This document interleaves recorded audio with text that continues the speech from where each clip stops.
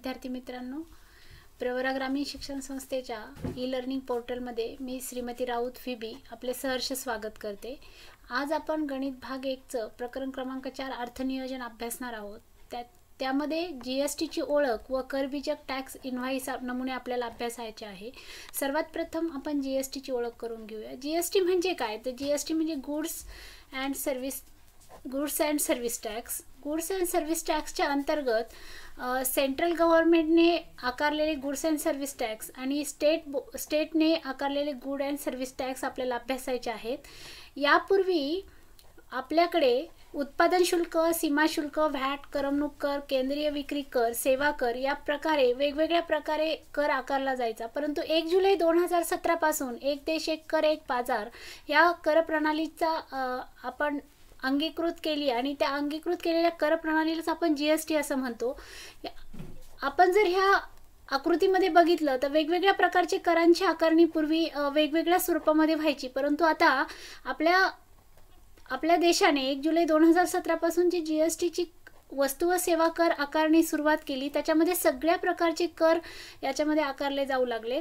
आपण त्या करमणूक कर असेल, जकात कर असेल, ऐशाराम कर असेल, सेवा कर असेल, सीमा शुल्क, कस्टम ड्युटीचा जो कर आहे किंवा केंद्रीय विक्री कर, हे सगळे एकाच वस्तू सेवा कराच्या अंतर्गत आले आणि ह्या जीएसटीच्या अंतर्गत सेंट्रल गव्हर्नमेंटने आकारलेला जो कर आहे त्याला सीजीएसटी असं म्हटलं जातं, तर स्टेटने राज्य सरकारने आकारलेल्या कराला एसजीएसटी असं म्हटलं जातं।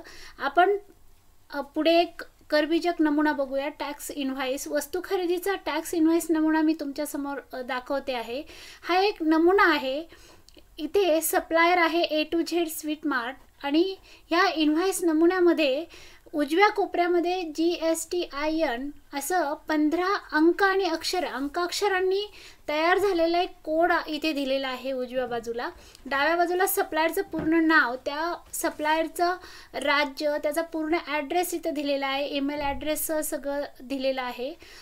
त्याचप्रमाणे उजव्या कोपऱ्यातला जो GSTIN नंबर आहे त्या GSTIN नंबरमध्ये पहिले 2 अंक जे आहेत ते पहिले 2 अंक राज्याचा कोड दर्शवतो। तर आपला इथे जो नमुना आहे आपल्या समोर तो नमुना मुंबईचा आहे। मुंबई म्हणजे महाराष्ट्र राज्य।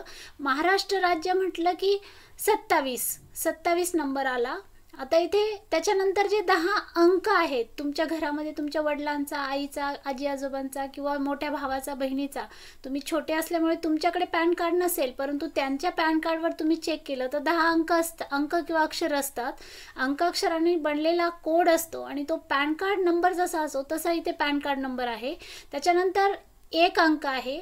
1 अंक म्हणजे आपण किती वेळा ऑर्डर केलेली आहे, 1 वेळा 2 वेळा, तर तिथे तो अंक असतो। झेड हा सगळ्यांसाठी कॉमन असतो। आता हा शेवटचा जो अंक आहे तो 5। तुम्हाला असं वाटेल की इथे फक्त अंकच असतो की नाही, इथे अक्षर पण असू शकतं आणि अंक किंवा अक्षर ह्या ठिकाणी ठेवलेलं असतं। आता आपण खाली जाऊया प्रत्यक्ष नमुन्याकडे। इनव्हॉइस नंबर दिलेला आहे GST/110। त्याच्यानंतर सेरीज नंबर, HSN कोड म्हणजे आपण जी वस्तू खरेदी केली त्याच्यासाठी एक विशिष्ट प्रकारचा कोड तिथे दिलेला असतो। त्याच्यानंतर name of product, rate, quantity, taxable amount, CGST, SGST आणि टोटल अशा प्रकारे। आत्ताच मी तुम्हाला सांगितलं की CGST म्हणजे सेंट्रल गव्हर्नमेंटने केलेला GSTचा दर, आकारलेला GSTचा दर, आणि SGST म्हणजे स्टेटने म्हणजे राज्य सरकारने आकारलेला GSTचा दर असतो।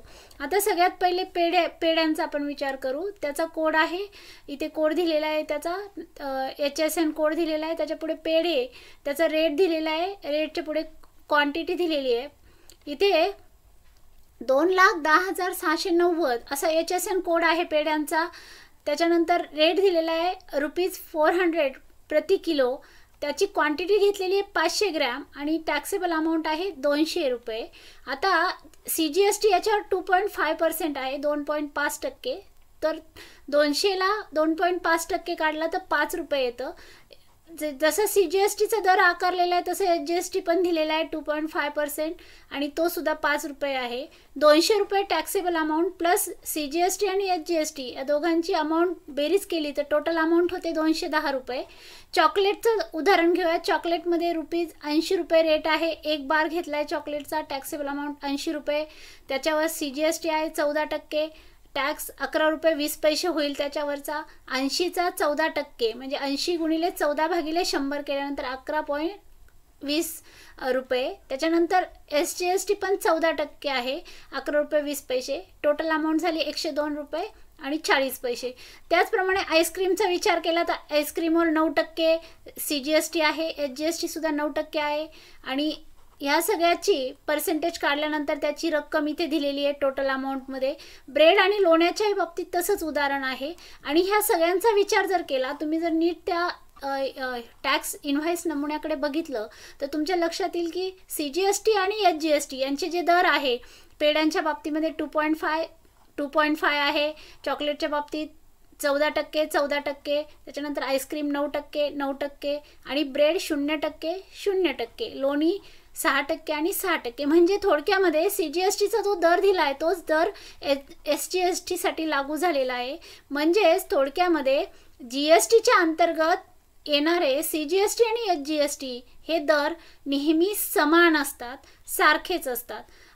एक दर जेवढा असेल तेवढा दुसरा दर असतो. म्हणजेच थोडक्यात GSTचा दर जो असतो त्याच्या निम्मा दर हा CGSTचा, निम्मा हा HGSTचा असतो. म्हणजे राज्य सरकार अर्धा दर लागू करतं आणि केंद्र सरकार अर्धा दर लागू करतं. आता हा सगळं बघितल्यानंतर ह्या इनव्हॉइस नमुन्यावरून आपल्याला काही फिल इन द ब्लँक्स करायचे आहे, कृती करायची आहे.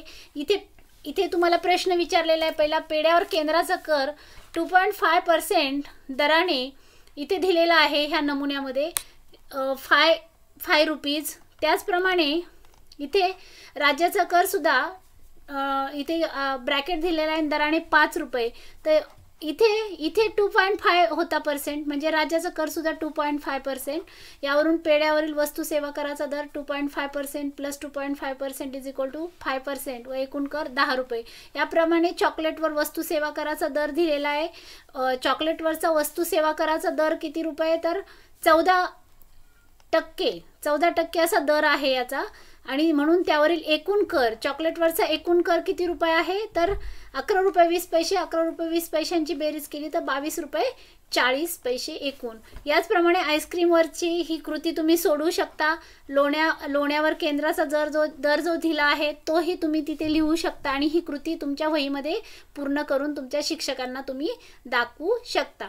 ही जी कृती करायची आहे ती कृती करण्यासाठी तुम्ही वरच्या इनव्हॉइस नमुन्याचा वापर करायचा. आता इथे तुमच्या समोर एक सेवा पुरवल्याचा टॅक्स इनव्हॉइस नमुना आपण घेतला आहे. त्याच्यामध्ये आहार सोनेरी खेड शिवापूर पुणे असा हा इनव्हॉइस नमुना आहे. या नमुन्याचं जर निरीक्षण केलं तिथं पहिल्या नमुन्यापेक्षा हा थोडासा वेगळा आहे. इथे मोबाईल नंबर दिला आहे, ईमेल ॲड्रेस मात्र इथे पण दिलेला आहे, इनव्हॉइसचा नंबर दिलेला आहे, GSTIN नंबर पण इथे आलेला आहे. आपण जर मोजलं तर हे बरोबर 15 अंक अक्षरांनी बनलेला असा GSTIN नंबर आहे. आता इनव्हॉइसची डेट पण इथे दिलेली आहे. आता मात्र तुम्ही जर नीट निरीक्षण केलं तर पहिला जो नमुना होता त्याच्यामध्ये आणि याच्यामध्ये इथे फरक आहे. इथे SSC लिहिलेला आहे. पहिला जो नमुना होता पहिल्या नमुन्यामध्ये HSN लिहिलेलं होतं. आता हा HSN म्हणजे काय तर हार्मोनाइज्ड सिस्टीम ऑफ नॉमेनक्लेचर, म्हणजे एखादी वस्तूच्या वर्गीकरणामधला हा नमुना असतो. म्हणजे एखादी वस्तू तुम्ही खरेदी केली तर त्याच्यासाठी हा कोड असतो. मात्र SAC म्हणजे एखादी सेवा तुम्ही घेतली, वस्तू आणि सेवा ह्या दोघांमध्ये फरक असतो. वस्तू खरेदी करणं आणि एखादी सेवा पुरवणं. आता हे आहार सोनेरी खेड शिवापूर जे आहे ते एक रेस्टॉरंट आहे आणि ते रेस्टॉरंट म्हणजे त्यांनी सेवा दिली आहे तुम्हाला, म्हणून या ठिकाणी सेवा सॅकचा अर्थ आहे सर्व्हिस अकाउंटिंग कोड. हा सर्व्हिस अकाउंटिंग कोड इथे दिलेला आहे. इथे आहे 9963 नंबरला कॉफी, त्याची क्वांटिटी आहे 1 आणि रेट दिलेला आहे 20 रुपये. टॅक्सेबल जी अमाऊंट आहे या ठिकाणी दिलेली ती अमाऊंट 20 रुपये आहे आणि CGSTचा दर आहे 2.5%. 2.5% आपण जर काढला 20चा तर तो आला 50 पैसे म्हणजे 0.50 रुपये. जसं CGSTचा दर आकारला तसंच SGSTचा दर पण आहे 2.5% म्हणजे 50 पैसे. या ठिकाणी मसाला टी आहे 1 क्वांटिटी, रेट आहे 10 रुपीज, टॅक्सेबल अमाऊंट 10. ह्याचा CGSTचा दर आणि अमाऊंट दिलेली नाही आहे, पण SGSTचा दर आहे 2.5. याचा अर्थ CGST हा SGST एवढा असणार आहे, म्हणजेच इथे सुद्धा 2.5% असेल. 10च्या 2.5% म्हणजे 25 पैसे आणि या ठिकाणी 2.5% ह्या ठिकाणी 25 पैसे म्हणजे 0.25 रुपीज. इथे पण 0.25 रुपीज. मसाला डोसा 2 क्वांटिटी आहे 60 रुपीज पर 1 मसाला डोसा आणि देअरफॉर म्हणून 60 × 2 म्हणजे 120 रुपीज, 120 रुपये अशी किंमत होईल. याचा CGST दर आहे 2.5% म्हणजे SGSTचा दर सुद्धा 2.5%. 120 रुपयावर 2.5% जर काढले तर ते येतात 3 रुपये. मग आपण जर टोटल अमाऊंट जर काढली 20 रुपये, 10 रुपये आणि 120 रुपये, 30 आणि 120 म्हणजे इथे झाले 150 रुपये. याची CGSTची टोटल अमाऊंट जर काढली तर ती होते इथे 3 रुपये, इथे 25 पैसे, इथे 50 पैसे म्हणजे 3 रुपये 75 पैसे आणि या ठिकाणी 3 रुपये 75 पैसे. ग्रँड टोटल 150 अधिक 3 रुपये 75 पैसे अधिक 3 रुपये 75 पैसे याची बेरीज 157 रुपये आणि 50 पैसे. अशा प्रकारे आपण 2 इनव्हॉइस नमुन्यांचा अभ्यास केला. पहिला इनव्हॉइस नमुना होता HSNचा आणि दुसरा होता सॅकचा. म्हणजे पहिला होता तो एक वस्तू घेतल्याचा नमुना होता, तर दुसरा सेवा पुरवल्याचा इनव्हॉइस नमुना होता. अशा प्रकारे 2 नमुने आपण पाहिले. खाली आता प्रत्येक दोन्ही नमुन्यांचं निरीक्षण केलं तर आपल्याला जो टॅक्सचा जो दर होता, कराचा जो दर होता तो वेगवेगळा होता. पहिल्या नमुन्यामध्ये तुम्ही बघितलंय की काही ठिकाणी दर 0 होता, काही ठिकाणी दर 5% किंवा 12% अशा प्रकारे होता. आता आपल्याला त्याच्या संदर्भात अभ्यास करायचा आहे की वस्तू, सेवा आणि त्यावरील करांचे दर जे असतात ते कशा प्रकारे आकारले जातात. आता जो नमुन्या दाखल दिलेली जी सारणी आहे ती मी तुम्हाला समजावून सांगते. ही जी सारणी दिलेली आहे त्याच्यामध्ये अनुक्रमांक 1 वर दिलेला आहे शून्याधारित म्हणजे नील रेटेड, म्हणजे 0 दराने काय काय भेटतं तुम्हाला. त्याच्या वस्तू असतात अन्नधान्यासह जीवनावश्यक वस्तू, भाजीपाला, फळे, दूध, मीठ, त्याचप्रमाणे मातीची भांडी इत्यादी. त्याचप्रमाणे सेवा ज्या असतील त्या धर्मादाय संस्थांचे उपक्रम, पाण्याची वाहतूक, रस्ते, पुलांचा वापर, शिक्षण, आरोग्य सेवा, सार्वजनिक वाचनालय, शेती संबंधी सेवा इत्यादी ज्या सेवा आहेत त्याच्यावर जी कराची आकारणी आहे GSTचा दर हा 0% असेल. म्हणजे CGST आणि SGST दोघंही 0%वर असतील. त्याच्यानंतर आहे निम्न दर. निम्न दरामध्ये 5% कराचा आकार आहे, कराचा दर आहे. त्याच्यामध्ये वस्तू आहेत सामान्य वापरातल्या जसे LPG सिलेंडर असेल, चहा, तेल, मध, ज्या फ्रोजन भाज्या असतात त्या भाज्या, लवंग, मिरी, मसाले, मिठाई इत्यादी. आणि सेवेमध्ये रेल्वेची सेवा, बसची सेवा, टॅक्सी, विमान, इकॉनॉमी क्लास जे आहे विमानाच्या सेवेमध्ये, त्याच्यामध्ये हॉटेल्समध्ये खाद्यपदार्थ आणि पेय पुरवणे इत्यादीच्या सेवा या 5% कराचा दराने आकारल्या जातील. त्याचप्रमाणे प्रमाण दर म्हणजे 12%चा दर आहे आणि त्याला स्तर 1 असं म्हटलं जातं. याच्यामध्ये वस्तूंमध्ये ग्राहकोपयोगी वस्तू, लोणी, तूप, सुकामेवा, भाज्या, फळापासून तयार केलेली लोणची, मुरब्बा, जाम, जेली, चटण्या, मोबाईल इत्यादी आहेत. तर सेवेमध्ये छपाईसाठी कामे, गेस्ट हाऊस, बांधकाम, व्यवसायाशी निगडीत सेवा इत्यादींचा समावेश होईल. त्याचप्रमाणे स्तर 1 नंतर आहे स्तर 2. हा प्रमाण दर आहे आणि हा 18%ने आकारला जाईल. मोठ्या प्रमाणात वस्तू व सेवांचा याच्यामध्ये समावेश होईल. मार्बल, ग्रॅनाइट वस्तू, त्याचप्रमाणे परफ्युम्स असतील, तुमच्या स्प्रे तुमच्या अंगावर मारण्याचे, धातूच्या वस्तू, संगणक, प्रिंटर, मॉनिटर, CCTV इत्यादी जे असतील त्याच्यावर 18% कराचा दर असेल. त्याचप्रमाणे सेवेमध्ये कुरिअरच्या सर्व्हिसेस, आउटडोअर केटरिंग, सर्कस, नाटकं, प्रदर्शनं, सिनेमा, चलन विनिमयाच्या सेवा आणि शेअर मार्केट खरेदी विक्रीवरची जी दलालीची सेवा आहे त्यासुद्धा 18% कराचा दर त्याच्यामध्ये समावेश असेल. आणि सगळ्यात शेवटचा जो आहे तो उच्चतम दर त्याच्यामध्ये 28%. त्याच्यामध्ये वस्तू ज्या आहेत त्या सगळ्या ऐशो आरामाच्या वस्तू आहेत. मोटारसायकलचे पार्ट्स आहेत, लक्झरी कार्स आहेत. म्हणजे लक्झरी कार्स म्हणजे खूप महागड्या गाड्या. अगदी साधी गाडी असेल तर तिला आपल्याला 28% कराचा दर आकारला जाणार नाही, परंतु लक्झरी कारवर आकारला जाईल. पान मसाले जे असतील, vacuum cleaner, dish washer, AC units, washing machines, तंबाखू उत्पादनं, शीतपेय इत्यादीवर. तर सेवेमध्ये 5 तारांकित हॉटेल जे असतील त्याच्यामध्ये ज्या निवासाच्या व्यवस्था आहेत, amusement park, water park, theme park, फॅसिनो, रेस कोर्स, IPL सारखे जे खेळ खेळले जातात त्या ठिकाणी, त्याचप्रमाणे विमान वाहतूक, बिझनेस क्लास. आता इकॉनॉमी क्लास आणि बिझनेस क्लास असे 2 गट केलेले आहेत. इकॉनॉमी क्लासमध्ये निम्न दराने 5% आकारणी होईल, तर बिझनेस क्लासमध्ये 28% आकारणी होईल. आता मी हे जे तुमच्यासमोर सारणी ठेवली ती मी तुम्हाला समजावून सांगितल्यानंतर तुम्ही घाबरले असणार, तुम्हाला थोडीशी भीती वाटली असेल की ही सगळी सारणी आम्ही पाठ करायची आणि मग परीक्षेमध्ये आम्हाला त्याच्यावर जे प्रश्न विचारले जातील आम्हाला आठवलं नाही तर नाही, घाबरायचं काहीही कारण नाही. हे फक्त तुमच्या माहितीसाठी मी तुम्हाला एक्सप्लेन केलेलं आहे की जेणेकरून तुमच्या भावी आयुष्यामध्ये तुम्हाला माहीत असायला हवं की कुठल्या वस्तूवर कोणत्या प्रकारचे करांचे दर आकारले जातात, कोणत्या वस्तू कशामध्ये समाविष्ट होतात. आणि हे सगळं तुम्हाला माहीत असेल तर तुमच्या पुढच्या जीवनामध्ये तुम्हाला हे सगळं सुकर व्हावं म्हणून मी फक्त तुम्हाला समजावून सांगितलं. हे पाठ करण्याची अजिबात आवश्यकता नाही आहे. तुम्हाला फक्त ते अभ्यासायचं आहे, त्याला समजावून घ्यायचं आहे. आणि इथे खाली कृती दिलेल्या आहे तुम्हाला आणि त्या कृती तुम्हाला पूर्ण करायच्या आहे. आता तुम्हाला इथे पहिली जी कृती आहे त्याच्यामध्ये किमान 10 वस्तूंची यादी तयार करा व त्यावर GSTचा दर किती दिला आहे त्याची यादी वृत्तपत्रे, इंटरनेट, GSTवरील पुस्तके किंवा वस्तू खरेदीच्या बिलावरून शोधून लिहा. मित्रांबरोबर ही माहिती पडताळून पहा. आता वस्तू, इथे तुम्हाला वस्तूंमध्ये इथे बघा वर तुमची जी सारणी आहे त्या सारणीमध्ये वर वस्तू लिहिल्या आहेत. प्रत्येक प्रकारच्या दरामध्ये वर वस्तू आणि खाली काय लिहिलं आहे, सेवा लिहिलेल्या आहेत. तुम्ही कोणत्याही वस्तू निवडू शकता या ठिकाणी. आता तुम्हाला वाटलं की भाजीपाल्यामध्ये तुम्ही पालक भाजी निवडणार आहात तर पालक भाजी सुद्धा 0% दराने भेटणार आहे. फळांमध्ये तुम्ही ॲपल निवडलं किंवा तुम्ही चिकू निवडला, तुम्हाला जो आवडेल तो पदार्थ तुम्ही म्हणजे इथे जे दिलेल्या वस्तू आहे त्यातला कुठलीही वस्तू तुम्ही निवडली की ती 0 दराने मिळणार आहे. त्याच्यानंतर 5% दराच्या वस्तू तुमच्या समोर ठेवलेल्या आहे, 12%च्या ठेवलेल्या आहेत, 18%च्या आहेत, 28%च्या. आता इथे तुम्हाला ज्या वस्तू लिहायच्या आहेत त्या तुम्ही तुमच्या आवडीच्या कोणत्याही लिहू शकतात. तुमच्या दैनंदिन जीवनामध्ये तुम्ही शाळेमध्ये शिकताय तर तुम्हाला ज्या वस्तू आवडतील त्या तुम्ही लिहा. आता समजा मी दररोज खडू वापरते मग मी ते खडू लिहिला.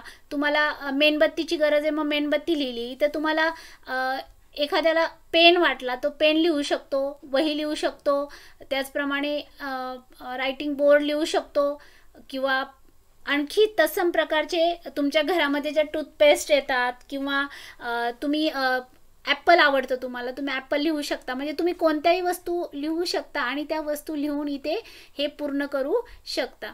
त्याचप्रमाणे इथे सेवा आहेत. सेवेमध्ये इथं विविध सेवा लिहायच्या आहेत. इथे वर दिलेल्या आहेत सेवासुद्धा. त्या सेवामधल्या कुठल्याही तुम्ही सेवा इथे लिहू शकता आणि त्याचे दर तिथे समोर नमूद केलेले ते तुम्ही लिहून ही कृती पूर्ण करू शकता. याच्यासाठी तुमची चॉईस आहे. तुम्हाला ह्याच्यावर कुठलंही बर्डन नसणार आहे की मी जे लिहिलं तेच तुम्ही लिहिलं पाहिजे असं काहीही नाही. इथे तुम्हाला आवडणाऱ्या कुठल्याही सेवा, कुठल्याही वस्तू तुम्ही भरल्या तरी चालेल. आता आपण जे आत्तापर्यंत जे कृती केल्या त्या कृतींची प्रत्यक्ष उत्तरं इथं मी तुमच्या नमुन्यादाखल तुमच्या समोर ठेवते. तुम्हाला जर हवे असेल तर तुम्ही त्याच्यातून त्याचे स्क्रीनशॉट काढून घेऊ शकता.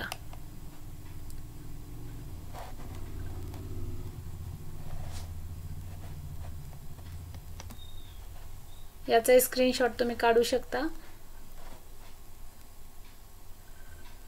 आणि ही एक छोटीशी टेस्ट मी तुमच्या समोर मांडलेली आहे. ती टेस्ट तुम्ही सोडवायची आहे आणि तुमच्या शिक्षकांकडून ती तपासून घ्यायची आहे.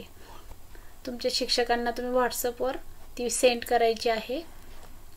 विद्यार्थी मित्रांनो, आताच आपण जे अर्थनियोजन प्रकरणातली GSTची ओळख व करबीजक टॅक्स इनव्हॉइसचा अभ्यास केला त्याच्यामुळे तुमच्या मनात जी भीती होती GST आणि करबीजक टॅक्स इनव्हॉइस नमुन्यांबद्दल ती आता 50% दूर झालेली असेल. पण राहिलेली 50% भीती माझा पुढचा येणारा जो व्हिडिओ आहे तो व्हिडिओ तुम्ही बघितल्यानंतर तुमची पूर्णपणे जाईल आणि अर्थनियोजन प्रकरणाचा अभ्यास तुमचा परिपूर्ण होऊन तुम्हाला ह्या प्रकरणाला येणारे प्रत्येक प्रश्न अत्यंत चांगल्या पद्धतीने सोडवता येतील अशी अपेक्षा करते. आणि तुमचा सर्वांचा मी पुन्हा एकदा धन्यवाद मानते. Thank you very much.